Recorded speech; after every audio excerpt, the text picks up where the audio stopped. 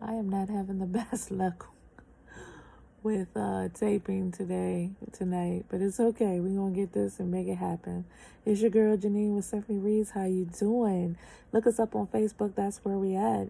You can look us up as Symphony Reads Ministry, or you can look us up as at Symphony Reads with an S, and you can find our page. Read about it, like our page. We also have a closed group called Symphony Reads Ministry Prayer Group. And you can also look that up and find it. You do have to join. And as soon as I see your request, I will approve it. And then you'll be in there. And with that, it's just a place where you can put out your prayer requests, your prayer concerns that you would like others to pray with you or for you on. We do that, and we try to find little nice tidbit things that about prayer. No prayer is too little. You don't have to always know how to come out with the words of your mouth, because God can read your heart. Just why prayer is so important. And and we pray. We literally will write out prayers and that sort. So we would love, you to join that as well and to be on that bandwagon. We know prayer works, and we know that there are people out there who need prayer, and we want to, be able to do that, to pray for one another without thinking, just to be able to do that. I know there are other groups out there that have prayer groups, so we just want to be, in there. That's one of the things we do really well. So join in on that bandwagon and watch how it bless you. It will truly bless you. You don't have to pay to get in. There's no fees or anything like that. But just watch how it blesses you. You can give us a call with your prayer request. If you don't want to be within the prayer group, you can give us a call at 240-681-9275. That is 240-681-9275. Or you can always leave us an email, and we do respond back, I promise.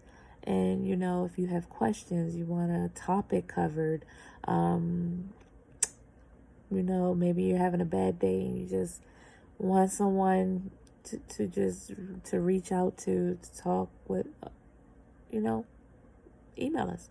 Symphony Reads with an S at gmail.com. That is Symphony Reads with an S at gmail.com. So, now that we got all the nice stuff taken care of, let's get right into, because I don't want to be long. Let's get right into today's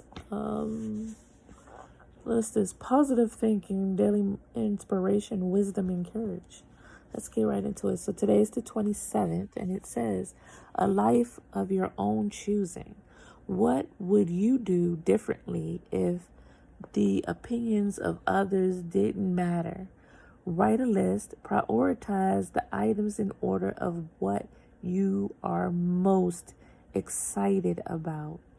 Start doing all of the things on your list, then consciously enjoy living a life of your own choosing. Okay? Be careful, because that's how I cut it off the last time. So let me put that there, just so I can kind of refer back to it. So wow, that's a mouthful, a life of your own choosing. That is a mouthful. And the first thing that it makes me think of is we were given an opportunity when we were created to choose. Choose God, not to choose God. Believe God, not to believe God. We have that right to choose. And this is how I'm seeing it, is saying, hey, look, we have this one life. And as we know, life can be very short. And we have no idea, time, day, nor hour of when we will no longer be here. We pass away. So when I read this, it's saying with the life. Now, are you living the life based off of what other people say? Or are you living a life based off of what you say? That's how I'm taking it.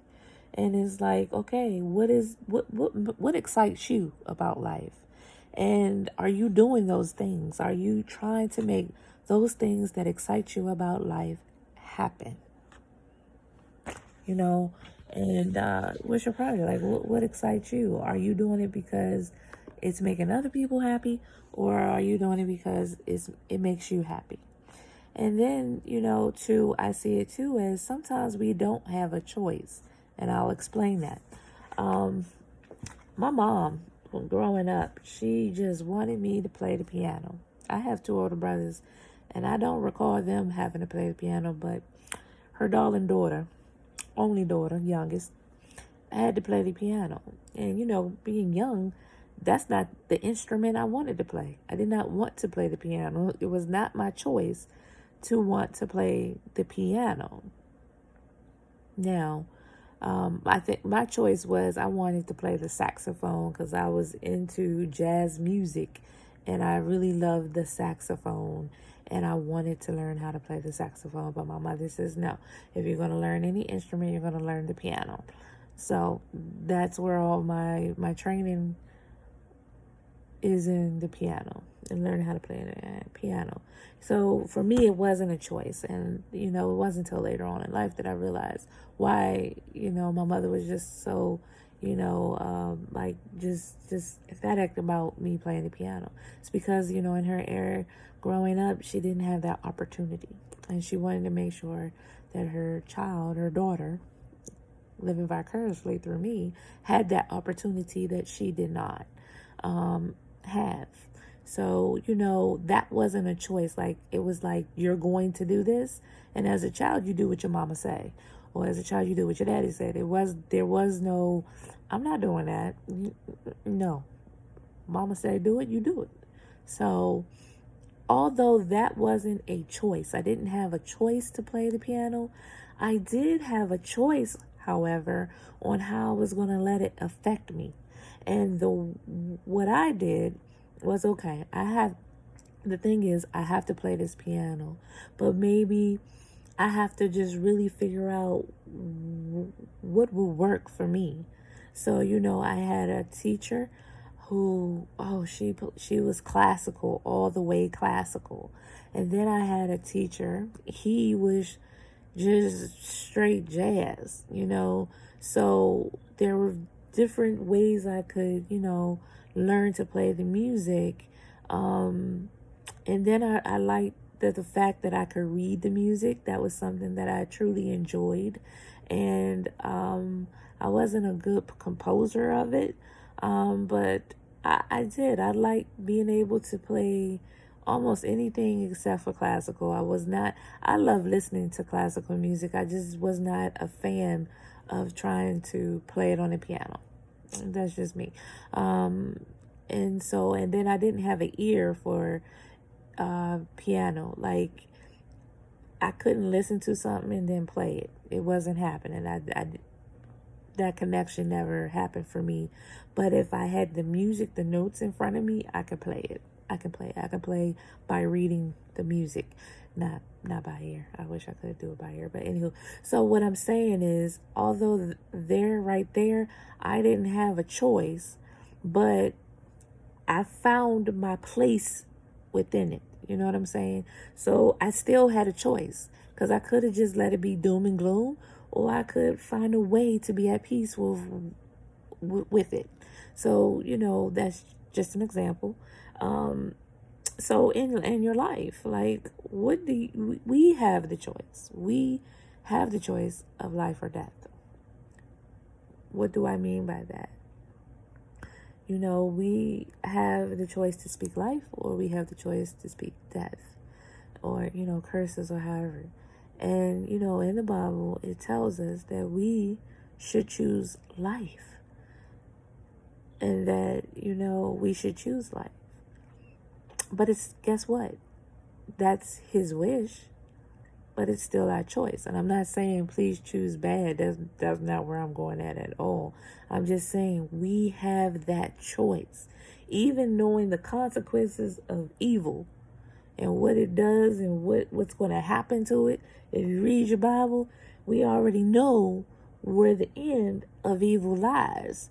And even in that, in knowing that, we still have the choice. We haven't been robbed of that choice. And so when I read this, it's just, again, we have things, and how do we choose? Why are we doing what we're doing? I know I do certain things because it just makes me happy, And so I believe we should do things to make us happy. And I wrote a list. It said write a list and prioritize the items in order of what you are most excited about. I'm not sure if I'm like excited, but I did make a list, and of things that are just kind of exciting to me right now. And just this process itself. And I will say each day, just trying to think positive, really read the Bible, read the scriptures to uplift me, to help get me out this funk. I would say growing closer to God is my number one excitement of the day, because each day I'm getting stronger. Each day I'm getting better. Each day my depression is lessening. It's not as, like all day. I have moments where I'm smiling, I'm cracking jokes.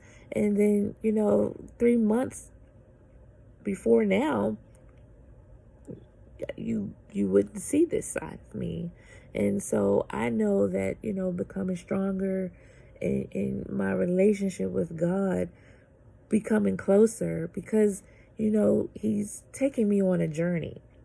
And I believe he's healing me of what's ailing me, and it's a journey. It's a long journey because, like I said, some of it is self-induced, and, just other things is happening.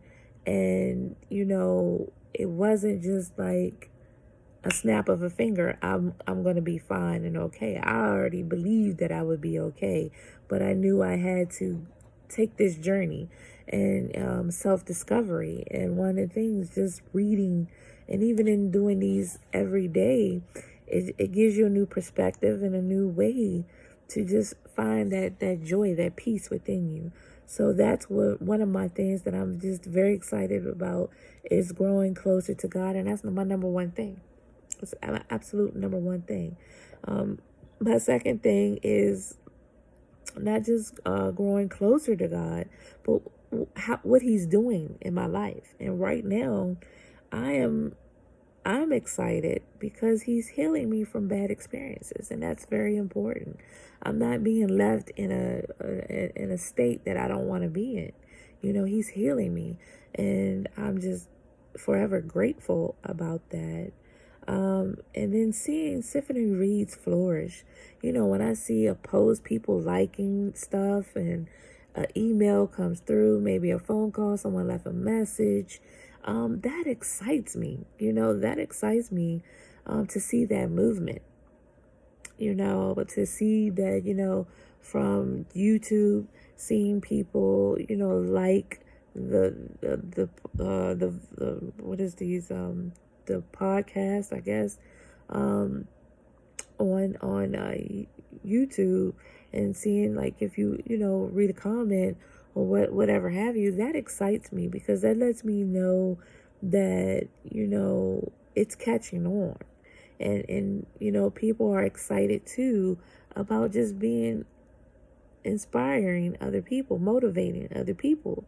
It's not just about them reaching their greatness, but helping others reach their greatness too. And so just to see that movement in Symphony Reads, see the people wanting to join the prayer group, that is exciting to me. That excites me. That, like, puts a smile on my face.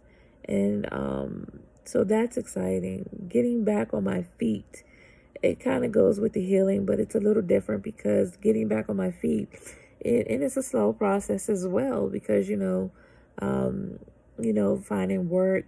I, did a resume, rebuilt my resume. Um, I'm learning things on how to, get through an interview. I suck at interviews, and I'm, big enough to say that I am just not good with them. But, I'm not going to let that be like the reason why I don't get employment. Take the classes, learn what you need to learn so you can do what you got to do. So that excites me, is that I'm slowly getting back on my feet. Do I, have the work right now at this moment? No, but I'm getting back on my feet because I'm doing the things that it takes, that it will help land me work. You know what I'm saying? So that's exciting to me. That makes me happy. Working out, I'm telling you, that lets out the aggression in my life. So it's very, very, very important to me to work out. Like, I don't know what I would do if I didn't work out. I promise you, being able to take the walks and to come in and to do an exercise video, to, do weight training, because I have some weights here at the house, and to slowly see, after months and months and months and months of work, to just watch your body transform almost in front of your face. Um, it's a blessing. That is a blessing. I did a mask, and I think I still have some remnants of the mask.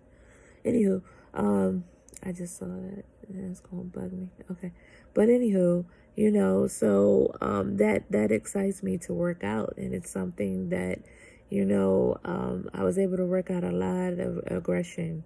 If I was angry, I was able to kind of work that out, by walking, or I don't really run, so that walking, or kicking something, punching something, lifting a heavier weight than normal, and that excites me. To just it gives me to have those endorphins. I think my endorphins kick in a little strange, but where I don't know that they're there, but they're there, type thing. But that excites me. And then the last thing that excites me is, I don't like to prioritize, but it's not the last thing on my mind. It's writing a book. I have, believe it or not, 2 books that I have written. They're together. They're all, and I haven't published them yet. I haven't. I'm sitting on 2. I have a volume, is it 3? No, I take that back. Volume 2 of a book of poetry that I did, and I never got around to publishing. It's just expensive, and financially, I'm just not in a place where I can do that right now. And I have a short stories. I think it's 4 short stories book that I did, and I got to the point where it was edited, and it so and I'm working on some new stuff. So, but I believe in God's timing, so maybe it's just not yet time for it to be published, but it excites me. It makes me happy to know that I'm writing again, that I'm able to write again, that I can write poems, I can write short stories. I love writing short stories, and writing poetry, and that excites me, that I'm able to write again, because I stopped because I allowed I allowed other people to psych me out of writing. There was a time I wrote all the time, like every day, all the time. I wrote. And it took me listening to what other people say, because, oh, well, you're not a good writer, or you make so many mistakes, and, your stuff is just not interesting. I've heard a lot of things about my writings, that were negative, and somehow, even when I went to work, and, I had to write letters, and, you're just horrible at writing. And I let all of that just psych me out of doing something that I was passionate about, writing. And most people don't know that about me, but it's true. And so, there was a time I really thought I was going to become a writer. And so I let what other people's opinions take me from something that brought me joy in my life. That's true. That's real talk right there. So again, we can choose. If you want to write and other people say, you know what, that's just not your thing, be a writer. Be a writer. You know what I'm saying? If you want to sing and you honestly can't sing, figure out why you can't sing. Is it just maybe you just need a vocal coach? Learn how to, Johnny Mathis is one of my mom's. Oh my gosh. This woman loves herself some Johnny Mathis. And he was vocally trained. I don't know what he sounded like. Not vocally trained, but he was vocally trained singer, Johnny Mathis. Yes, my mother told me that. She said that's why he sells with the pronunciation that he does, and he's just this amazing man. And Johnny Mathis, I think she has every record he ever had, but that woman loves some Johnny Mathis. So again, find out, maybe it's something you can correct. I don't know. You know what I'm saying? And there are people, and I'm going to tell you now, with singing that I have noticed that, when they first may have come out, and I was like, really, really? I questioned, okay, well, I'm not a vocal coach, and but they're able to make money. But then as time has progressed, they have gotten so much better, and it's just like, wow.